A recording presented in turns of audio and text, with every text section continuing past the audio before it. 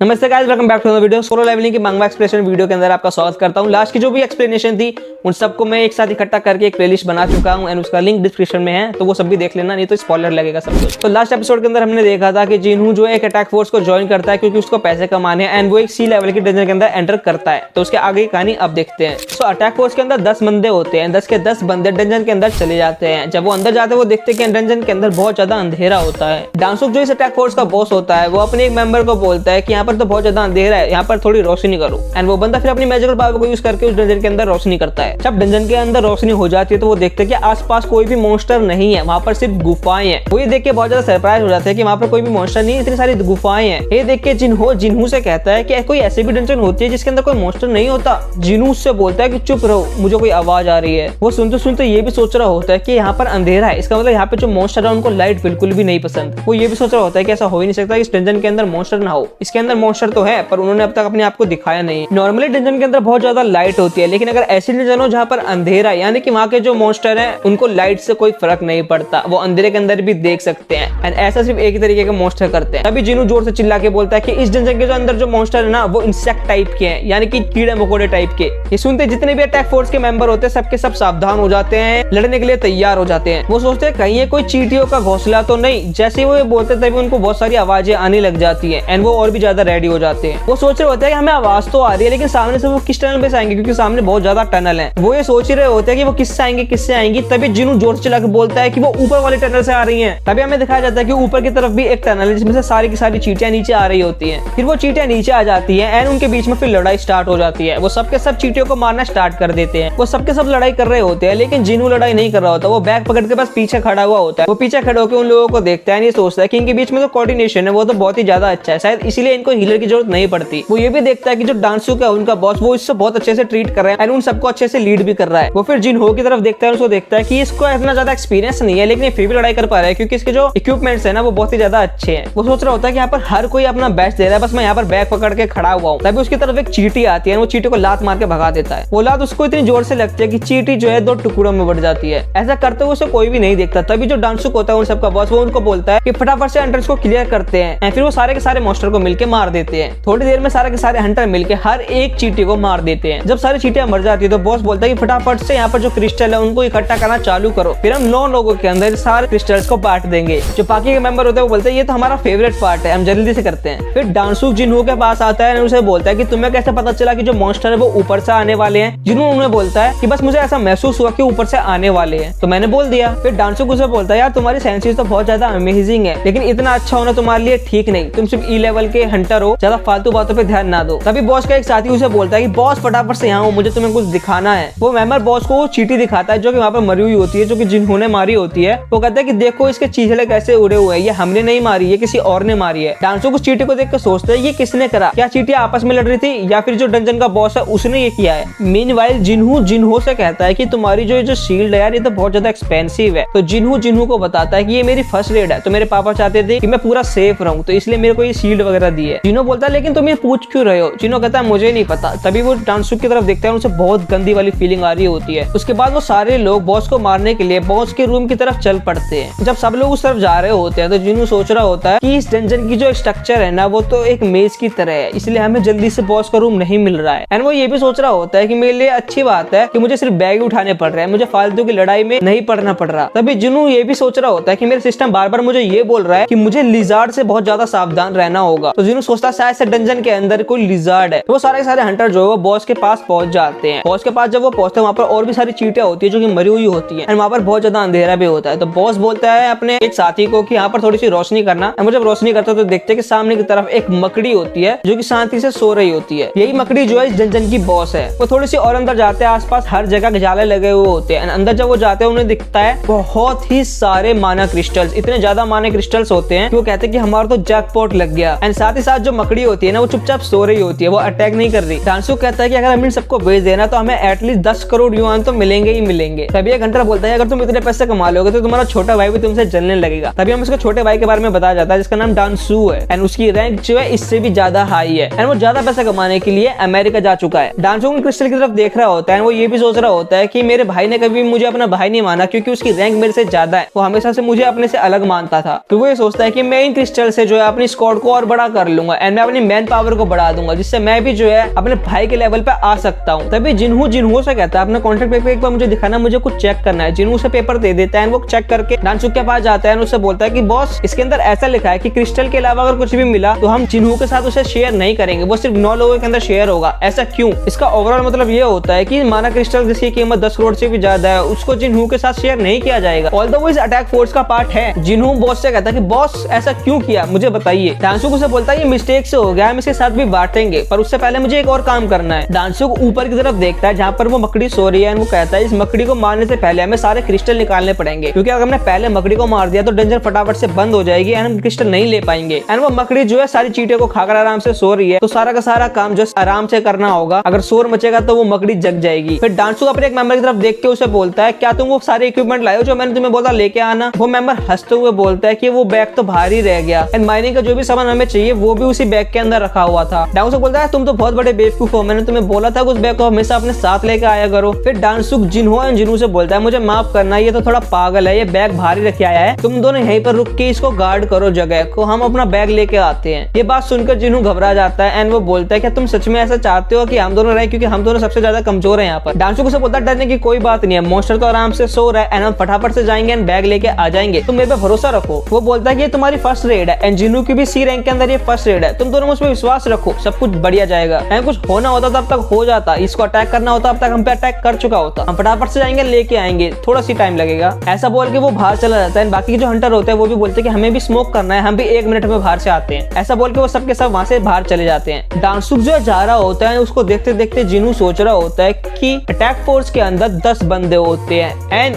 डांसुक की गैंग के अंदर 8 बंदे हैं, हम 2 एक्स्ट्रा हैं। वो ये सोच रहा होता है, इतने में डांसुक अपने एक बंदे को बोलता है कि इस कमरे की एंट्रेंस को बंद कर दो। वो बंदा अपने मैजिकल पावर को इस्तेमाल करता है एंड एंट्रेंस को बंद कर देता है। जैसे गेट बंद होता है जिन्हो अपने आप से बोलता है कि अब मुझे समझ में आया क्यों मेरा सिस्टम बाबा मुझसे कह रहा था कि लिजार्ड से बच के रहना। तो कहता है ये लिजार्ड कोई और नहीं, ये हंटर ही थे जिन्होंने अपना रंग बदल दिया। फिर जिन्हो एक छोटा सा फ्लैशबैक याद करता है जहाँ पर वो एक डंजन के अंदर गया था, वहाँ पर एक आदमी ने उसे बताया था कि कुछ हंटर लिजार्ड की तरह होते हैं। वो उसको बताता है कि डंजन के अंदर एक्सीडेंट होते रहते हैं एंड अगर कोई हंटर इस पे मर गया तो किसी को फर्क नहीं पड़ेगा, क्योंकि मॉन्स्टर तो इसके अंदर होते ही हैं, हो सकता है उस मॉन्स्टर ने उसको मार दिया हो। कोई हंटर चाहे तो किसी को भी धोखा दे सकता है, बाहर जाकर वो ये बोल देगा कि उसको मॉन्स्टर ने मार दिया। ऐसा वो हंटर इसलिए करते हैं ताकि उनको उसका हिस्सा ना देना पड़े। ऐसा कुछ लालची हंटर करते हैं, ऐसे हंटर्स को बोला जाता है लिजार्ड। जो कमजोर हंटर होता है उनको ऐसे ही मार के फेंक दिया जाता है एंड उनकी जगह कोई और आ जाता है। ये बिल्कुल वैसा ही होता है जैसे छिपकली की पूंछ कट जाती है एंड दोबारा से उग जाती है। प्रेजेंट में जिन्हो से बोलता है कि अब हम लोग क्या करेंगे, हम लोग यहाँ पर फंस चुके हैं, उन लोगों ने ना हमें बंद कर दिया है माना क्रिस्टल की वजह से, वो कुछ माना क्रिस्टल की वजह से हमें मारना चाहते हैं। जिन्हो सोच रहा होता है कि अब हम क्या कर सकते हैं, क्योंकि अब तो हम ट्रैप के अंदर फंस चुके हैं एंड अगर मैं दरवाजा तोड़कर बाहर जाने की कोशिश करूँ तो भी हमें लड़ाई तो करनी ही पड़ेगी, क्योंकि वो लोग बाहर ही हमारा इंतजार कर रहे होंगे। जिन्हो गेट के पास जाता है, उस पत्थर पे हाथ रख के कहता है इस पत्थर को चाहूं तो मैं हटा सकता हूँ, लेकिन ये रियल प्रॉब्लम नहीं है। रियल प्रॉब्लम ये है कि वो जो मॉन्स्टर था ना जो सो रहा था वो जग चुका है। इतने में जो स्पाइडर वाला मॉन्स्टर होता है वो जिन्हो की तरफ बढ़ना स्टार्ट कर देता है। फिर हमें बाहर का सीन दिखाया जाता है जहाँ पर डांसुक एंड डांसुक के बाकी के साथी बाहर आ चुके हैं। वो बोल रहे होते हैं कि हमने सारा रास्ता याद कर लिया है, अब दोबारा जाना हमारे लिए मुश्किल नहीं है। वो बंदा डांसुक को बोलता है पर मुझे एक बात समझ में नहीं आई, अगर उन दोनों को मारना था तो हम ही नहीं मार देते। पर डांसुक बोलता है तुम तो बहुत बड़े गधे हो, अगर हम उन दोनों को वहां पर मारते तो हमारी आवाज सुनकर वो मॉन्स्टर जग जाता, हमें उन दोनों के साथ साथ उन मॉन्स्टर को भी मारना पड़ जाता, इसकी वजह से हम माना क्रिस्टल बाद में नहीं ले पाते। एंड